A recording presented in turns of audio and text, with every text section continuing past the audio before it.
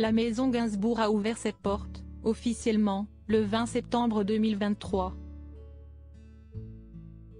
Les premiers visiteurs ne s'attendaient pas à vivre une telle expérience en se rendant au 5 bis de la rue de Verneuil. Découvrir l'intimité de Serge Gainsbourg, voilà qui est désormais possible. Son hôtel particulier, qui n'a pas bougé d'un centimètre depuis sa mort survenue le 2 mars 1991, est devenu un véritable musée. Sa fille Charlotte Gainsbourg a travaillé dur pour que ce projet se réalise. Les portes du 5 bis de la rue de Verneuil sont ouvertes depuis le mercredi 20 septembre 2023. Une annexe truffée d'archives vient compléter la visite, juste à côté, au numéro 14. Évidemment, les places sont limitées et tous les tickets mis en vente pour l'année 2023 se sont arrachés comme des petits pains. Si vous ne faites pas partie des chanceux à avoir décroché une place, moins 25 € pour la maison et le musée, 12 € pour le musée seul, il faudra se contenter des bruits de couloir. En attendant que de prochains tickets soient mis en vente.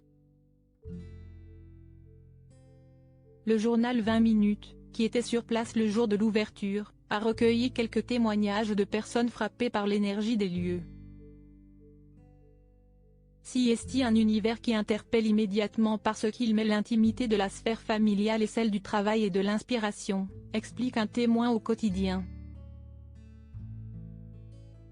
On en sort un peu vulnérable et faillible, parce qu'on est percuté par la puissance du lieu et la puissance du propos de Charlotte Gainsbourg. Si est une mise en abîme très forte. La maison Gainsbourg ouvre ses portes 32 ans après la mort du chanteur.